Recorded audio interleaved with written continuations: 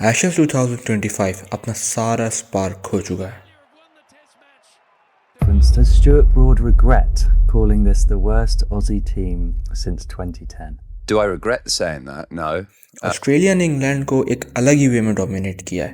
England की management भी अब टूर ख़त्म होने के बाद कुछ बोल्ड डिसीजन लेगी और लेने भी चाहिए। जो इंग्लैंड की टीम रावलपिंडी में पाकिस्तान को वन साइडेडली डोमिनेट करके गई थी कि एक ही दिन में 500 रन बन गए,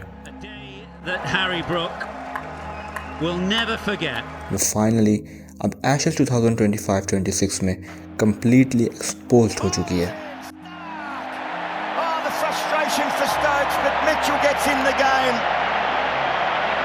Brilliant delivery.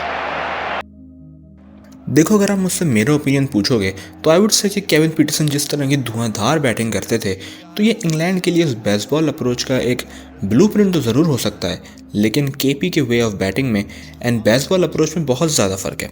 अगर हम केपी की बैटिंग को ब्रेक डाउन करें तो केपी के पास टेम्परामेंट भी था।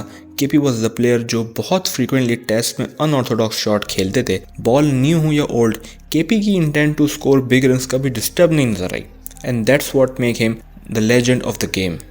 लेकिन जब हम बात करते हैं बेसबॉल की, तो बेसबॉल एक टीम वाइड फिलॉसफी है जो ओपनर से लेकर टेल एंडर तक सब पर अप्लाई होती है। आपने कभी सोचा है कि इंग्लैंड का इंट्रोड्यूस किया हुआ ये मेथड फेल हो गया, जबकि ऑस्ट्रेलिया भी अटैकिंग क्रिकेट टेस्ट में कई बार खेल चुका है। एंड उसकी एग्जांपल जो इसी सीरीज की है, जब एशेज के पहले टेस्ट में ट्रेविस हेड ने 129 रन्स बनाए 89 बॉल्स पे, जो कि प्योर डोमिनेशन का सबूत है और जो सुनने में काफी T20 वाइब्स भी देता है। लास्ट ईयर सैम कॉन्स्टेंस ने भी, जो कि उनका डेब्यू टूर था against India in border Gavaskar trophy, वहाँ उन्होंने इंडियन बॉलर्स को काफ़ी डोमिनेट करते हुए खेला था। एंड टू बी ऑनेस्ट, एक बच्चे से ऐसी उम्मीद किसी ने भी नहीं की थी। ना सिर्फ बैटिंग में बल्कि बॉलिंग में भी ऑस्ट्रेलिया हमें एग्रेसिव नज़र आता है।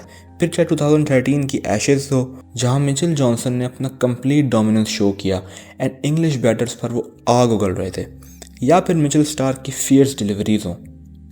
But on the other hand, baseball का कोर आइडिया यही है कि टेस्ट क्रिकेट में फियर फ्री होकर खेलना और रिजल्ट ओरिएंटेड क्रिकेट खेलना।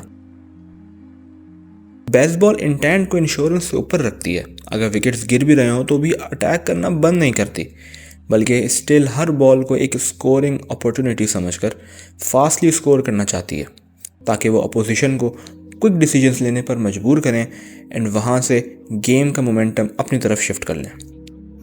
एंड अगर आप मुझसे पूछो तो आई वुड से कि बेसबॉल एक ट्रॉमा रिस्पॉन्स है। 2021-22 एशेज में इंग्लैंड एक साइकोलॉजिकल ब्रोकन टीम थी। उनको एक नई लीडरशिप की और एक नई फिलॉसफी की तलाश थी जिसको फॉलो करके वो अपनी टीम रिबिल्ड कर सकें। इससे पहले कि हम प्रॉपर्ली बेसबॉल और ऑजी माइंडसेट को कंपेयर करें, उन मिथ्स को भी डिस्कस करना ज़रूरी है जिनसे बेसबॉल को अक्सर कंफ्यूज किया जाता है। नंबर 1, बेसबॉल बस सिक्सेस एंड बाउंड्रीज मारना नहीं है। नंबर 2, बेसबॉल का मतलब ये बिल्कुल नहीं है कि बस अनऑर्थोडॉक्स शॉट्स पर कंप्लीटली रिलाई किया जाए एंड टेक्निक को बिल्कुल इग्नोर किया जाए। नंबर 3, पिच कंडीशंस कैसी हैं उससे फ़र्क ना पड़े और बस अटैक किया जाए। अब चलते हैं इंग्लैंड और ऑस्ट्रेलिया के माइंडसेट कंपैरिजन पे। मॉडर्न टेस्ट क्रिकेट को अगर दो मैक्सिमम आइडियोलॉजीज़ पे समझा जाए तो ऑस्ट्रेलिया का ऑजी माइंडसेट और इंग्लैंड का बेसबॉल माइंडसेट है। दोनों की फाउंडेशन कॉन्फिडेंस पर है, लेकिन फ़र्क ये है कि कॉन्फिडेंस को कैसे यूज़ किया जाता है और यहीं से रिजल्ट्स अलग हो जाते हैं। ऑजीज दरअसल हाइप के पीछे नहीं भागते, वो रिपीटेबल, स्टेबल और सीमिंगली बोरिंग एक्सेलेंस को चेस करते हैं। उनका अप्रोच इस बात पर मबनी होता है कि सामने वाले को मेंटली थका दिया जाए, उस पर फ्लैशी मोमेंट से नहीं बल्कि प्रोसेस पर लगातार मेहनत करके प्रेशर बिल्ड किया जाए। वो हर सेशन, हर ओवर और हर बॉल को एक छोटा बैटल समझ कर लड़ते हैं, जहां कंसिस्टेंसी सबसे बड़ा वेपन होती है।